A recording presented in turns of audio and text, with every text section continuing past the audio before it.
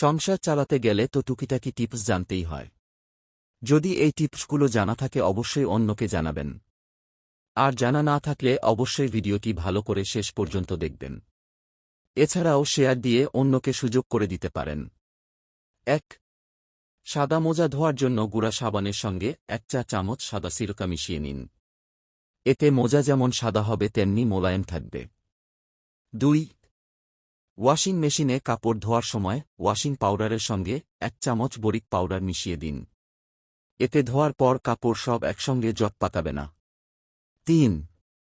সাদা কাপড় থেকে হালকা কোনো দাগ তোলার জন্য কাপড় ধোয়ার পর ২টি পাতি লেবুর রস আধা বালতি পানিতে মিশিয়ে ভিজা কাপড় ডুবিয়ে দিন। ১০ মিনিট পর তুলে না নিংড়ে মেলে দিন। ৪. বলপেনের দাগ কাপড় থেকে তুলতে চাইলে কাঁচা মরিচের রস ঘষে ঘষে দাগের ওপর লাগিয়ে শুকিয়ে নিন। তারপর গুঁড়া সাবান দিয়ে কাপড় ধুয়ে নিন। দাগ চলে যাবে। ৫.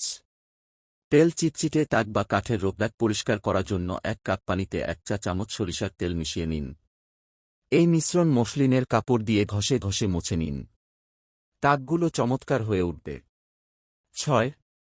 ওয়াশ বেসিন বা সিল্ক বেসিন পরিষ্কার করার জন্য খানিকটা ফ্ল্যাট সোডা যেমন কোক, পেপসি ইত্যাদি ঢেলে দিন। ৫ মিনিট পর মুছুন। দেখুন কেমন নতুনের মতো চকচকে হয়ে উঠেছে। ৭. হাঁড়িপাতিল থেকে পোড়া ও কালো দাগ তোলার জন্য সিরিশ কাগজে গুঁড়া সাবান লাগিয়ে ঘষুন। তারপর ধুয়ে নিন। পোড়া দাগ চলে যাবে। ৮. পুরনো হাঁড়ি থেকে তেলকালির দাগ তোলার জন্য চা পাতা বা কফি দিয়ে ঘষুন। দেখবেন দাগ চলে যাবে। ৯. মশা, মাছি ও পিঁপড়ার উপদ্রব থেকে মুক্তি পাওয়ার জন্য ঘর মোছার পানিতে সামান্য ডিজেল মিশিয়ে নিন। উপদ্রব বন্ধ হয়ে যাবে। ১০. ঘরের মেঝে বা যে কোনো মোজাইক পরিষ্কার করার জন্য পানিতে কেরোসিন মিশিয়ে নিন ও এই পানি দিয়ে ঘর মুছে নিন। এতে মেঝে চকচক করবে। ১১. রান্নাঘরের কেবিনেট বা কাউন্টার যদি মার্বেল পাথরের হয় তাহলে পরিষ্কার করার জন্য খাবার সোডা পানিতে গুলে রাতে লাগিয়ে রাখুন। সকালে পানিতে সাদা সিরকা মিশিয়ে কাপড় দিয়ে মুছে নিন। সব দাগ চলে যাবে। ১২. রান্নাঘর থেকে পোড়া বা যে কোনো গন্ধ দূর করতে চাইলে একটি পাত্রে কিছুটা সিরকা চুলায় চাপান। শুকানো অবধি জাল করুন। ১৩. বারান্দা বা জানালার গ্রিল পরিষ্কার করার জন্য প্রথমে শুকনা কাপড় দিয়ে মুছে নিন। তারপর আধা কাপ কেরোসিন তেলের সঙ্গে সরিষার তেল মিশিয়ে নিন। এই মিশ্রণ তুলোয় দিয়ে লাগিয়ে নিন। এতে গ্রিলে ময়লা বা জং লাগবে না। ১৪. বাসনকোসনে কোনো কিছুর কষ লাগলে টক দই বা দুধের সর দিয়ে ঘষে ধুয়ে নিলে দাগ দূর হয়ে যাবে। ১৫. চীনেমাটির পাত্রে দাগ পড়লে লবণ পানি দিয়ে সহজেই পরিষ্কার করা যায়। ১৬. নারকেল ভাঙার পূর্বে কিছু সময় পানিতে ভিজিয়ে রাখলে নারকেলটি সমান দুভাগে ভেঙে যাবে। ১৭.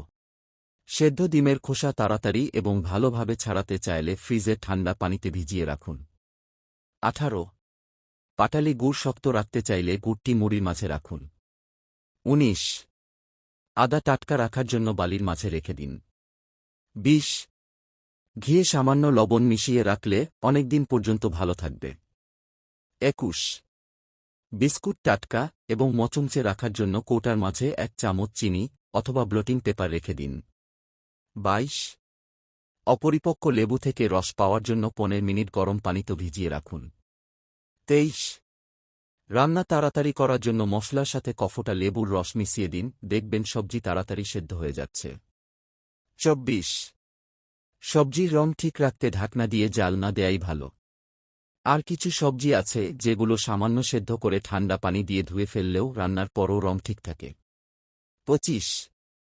কড়াইতে গরম তেলে কিছু ভাজার সময় যা দেবেন তার সঙ্গে সামান্য লবণ দিন। তাহলে আর তেল ছিটবে না। ২৬. খেজুরের গুড় দিয়ে পায়েস করতে গিয়ে অনেক সময় দুধটা ফেটে যায়।